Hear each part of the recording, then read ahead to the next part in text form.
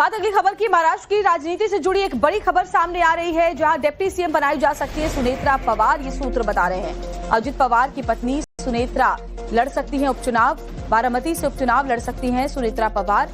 पवार परिवार का ये गढ़ है बारामती। अजित पवार के मीडिया सलाहकार पहुंचे बारामती। सुनेत्रा पवार से मुलाकात करेंगे नरेश अरोड़ा। वित्त और आबकारी जैसे मंत्रालयों को लेकर चर्चा होगी। राज्यसभा को छोड़ सकती हैं सुनेत्रा पवार, ये सूत्र बता रहे हैं। हालांकि अभी ये गम में है क्योंकि 2 दिन पहले ही पति अजित पवार की विमान हादसे में मौत हुई है। लेकिन अब ये सवाल उठ खड़ा हुआ है कि उनकी जगह जो खाली हुई है उनके जाने के बाद उस पर कौन काबिज होगा। और सबसे आगे जो नाम चल रहा है वो उनकी पत्नी सुनेत्रा पवार का चल रहा है। तो अजित पवार नहीं रहे, लेकिन उनके उत्तराधिकार के लिए उनके परिवार में कौन कौन से दावेदार हैं, चलिए वो भी आपको बताते हैं। तो महाराष्ट्र में डिप्टी सीएम पद के लिए सबसे बड़ी दावेदार है उनकी पत्नी सुनेत्रा पवार। इसके अलावा परिवार में बड़े बेटे पार्थ पवार है, जिन्होंने 2019 का लोकसभा चुनाव लड़ा था, लेकिन फिलहाल सीधे तौर पर सक्रिय राजनीति में नहीं है। जब उन्होंने लोकसभा चुनाव लड़ा था तो जीत नहीं मिल पाई थी, लेकिन पिता के ना रहने पर पार्टी उन्हें राज्यसभा भेज सकती है। इसके अलावा सबसे छोटा जो उनका बेटा है जय पवार, जो फिलहाल राजनीति में सक्रिय नहीं है, लेकिन मां के साथ सामाजिक कामों में अक्सर उन्हें देखा गया है। सूत्र ये भी बता रहे हैं कि अध्यक्ष और डिप्टी सीएम अलग अलग व्यक्ति को देने का फॉर्मूला पार्टी की एकजुटता के लिए निकाला जा रहा है। तो पार्टी की ताकत भी आपको बता देते हैं। तो महाराष्ट्र विधानसभा में एनसीपी के 41 विधायक हैं। एनसीपी के कोटे में एक डिप्टी सीएम पद है जो कि अजित पवार के पास था। इसके अलावा फडणवीस कैबिनेट में कुल 9 मंत्री पद एनसीपी कोटे के हैं। अजित पवार कोटे में कुल 8 कैबिनेट और 1 राज्य मंत्री पद है। अजित पवार ने 2024 में पत्नी सुनेत्रा पवार को राज्यसभा सांसद बनाकर भेजा था। हमारे नेता आदरणीय अजीत दादा पवार का परसों दुखद निधन हुआ। पूरी पार्टी शोकाकुल है, महाराष्ट्र शोकाकुल है और स्वाभाविक है कि उनका परिवार, उसके ऊपर बहुत बड़ा एक संकट आया है। आज तीसरा दिन है और तीसरे दिन की बहुत सारी उनके घर की भी जो प्रक्रिया है, विधि है, उसको हम पूरा करने के लिए उनको समय दे रहे हैं। मगर हमको भी एक पॉलिटिकल पार्टी, हम महायुति के एक पार्टनर हैं, उसमें हमारे नेता अजीत दादा पवार उप मुख्यमंत्री भी थे, विधिमंडल के अध्यक्ष भी हमारे लीडर थे। तो इसलिए हमको भी योग्य निर्णय लेकर वो जगह को भरना है। ये बात करने के लिए हम मुख्यमंत्री से ये आए थे कि हम ये जल्दी से जल्दी ये प्रक्रिया पूरी करना चाहते हैं। और ये भी मैं कहना चाहूँगा, बार बार कहना चाहूँगा कि एक बार उनसे परिवार से बात तो करना पड़ेगा। दूसरा, हम जन भावना, आमदारों की भावना और मेरी प्रफुल्ल पटेल की सहित सभी हमारे नेताओं की भावना का भी हमको मालूम है कि हमारे को कितना धक्का पहुंचा है, आघात हुआ है, और हम उसी भावना के हिसाब से अनुरूप बिल्कुल योग्य निर्णय लेने जा रहे हैं। केवल हमको परिवार से एक बार मिलकर बात करने का आज का दिन हमको समय दीजिए। और हमारे साथ हमारे संवाददाता राकेश त्रिवेदी इस वक्त मुंबई से जुड़े। राकेश, परिवार के लिए हालांकि बहुत मुश्किल की घड़ी है, अभी 2 दिन ही गुजरे अजित पवार के निधन को, लेकिन सवाल सबसे अहम है कि उनकी राजनीतिक विरासत अब आगे कौन संभालेगा, उसको लेकर क्या सियासी गहमागहमी वहां से सामने आ रही है। देखिए, एक तरफ बारामती में इस वक्त जो है अजित पवार के राजनीतिक मीडिया सलाहकार रहे नरेश अरोड़ा जो है वो मुलाकात कर रहे हैं सुनेत्रा पवार और उनके दोनों बेटे पार्थ पवार और जय पवार से। वहीं दूसरी तरफ मुंबई में भी हलचल जो है तेज हो गई है। चर्चा ये चल रही है कि जो नेतृत्व है उसकी पूरी कमान वो सुनेत्रा पवार इनके पास जाए और उनकी जो जगह है राज्यसभा में उसे रिप्लेस कर देंगे पार्थ पवार। जितने भी जो मंत्रालय पहले अजीत दादा के पास थे वो सभी मंत्रालय जो है वो सुनेत्रा पवार को दिए जाए, ये जो है फिलहाल एनसीपी पार्टी का अपना एक स्टैंड है। वहीं दूसरी तरफ जो शरद पवार गुट है वो लगातार उनके नेता ये बात का दावा कर रहे हैं कि अजित पवार ने वादा किया था कि दोनों ही पार्टियों का विलय हो जाएगा और ऐसे में 8 या 9 फरवरी को जब जिला परिषद चुनाव खत्म हो जाएंगे उसके बाद वो अनाउंसमेंट करने वाले थे।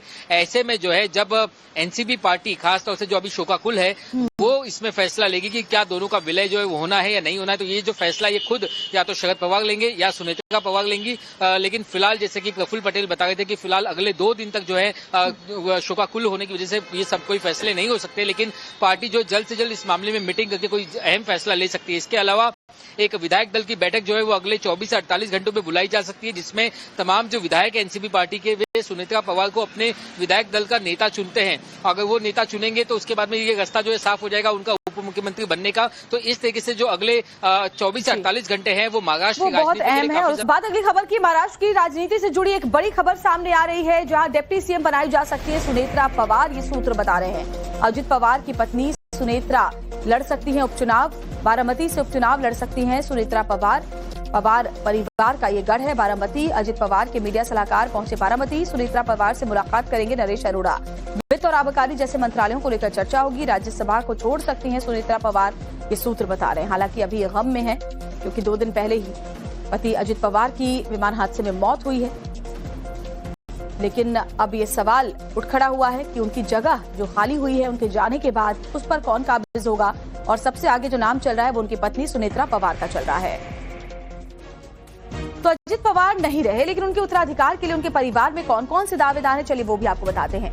तो महाराष्ट्र में डिप्टी सीएम पद के लिए सबसे बड़ी दावेदार है उनकी पत्नी सुनेत्रा पवार।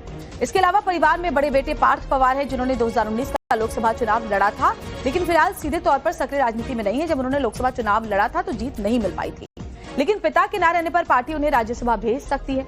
इसके अलावा सबसे छोटा जो उनका बेटा है जय पवार, जो फिलहाल राजनीति में सक्रिय नहीं है, लेकिन मां के साथ सामाजिक कामों में अक्सर उन्हें देखा गया है। सूत्र ये भी बता रहे हैं कि अध्यक्ष और डिप्टी सीएम अलग अलग व्यक्ति को देने का फॉर्मूला पार्टी की एकजुटता के लिए निकाला जा रहा है। तो पार्टी की ताकत भी आपको बता देते हैं। तो महाराष्ट्र विधानसभा में एनसीपी के 41 विधायक हैं।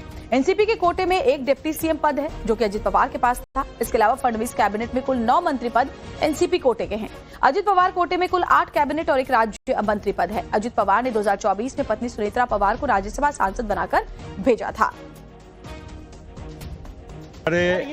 हमारे नेता आदरणीय अजीत दादा पवार का परसों दुखद निधन हुआ। पूरी पार्टी शोकाकुल है, महाराष्ट्र शोकाकुल है और स्वाभाविक है कि उनका परिवार, उसके ऊपर बहुत बड़ा एक संकट आया है। आज तीसरा दिन है और तीसरे दिन की बहुत सारी उनके घर की भी जो प्रक्रिया है, विधि है, वो उसको हम पूरा करने के लिए उनको समय दे रहे हैं। मगर हमको भी एक पॉलिटिकल पार्टी, हम महायुति के एक पार्टनर हैं, उसमें हमारे नेता अजीत दादा पवार उप मुख्यमंत्री भी थे, विधिमंडल के अध्यक्ष भी हमारे लीडर थे। तो इसलिए हमको भी योग्य निर्णय लेकर वो जगह को भरना है। ये बात करने के लिए हम मुख्यमंत्री से ये आए थे कि हम ये जल्दी से जल्दी ये प्रक्रिया पूरी करना चाहते हैं। और ये भी मैं कहना चाहूँगा, बार बार कहना चाहूँगा कि एक बार उनसे परिवार से बात तो करना पड़ेगा। दूसरा, हम जन भावना, आमदारों की भावना और मेरी प्रफुल्ल पटेल की सहित सभी हमारे नेताओं की भावना का भी हमको मालूम है कि हमारे को कितना धक्का पहुंचा है, आघात हुआ है, और हम उसी भावना के हिसाब से अनुरूप बिल्कुल योग्य निर्णय लेने जा रहे हैं। केवल हमको परिवार से एक बार मिलकर बात करने का आज का दिन हमको समय दीजिए।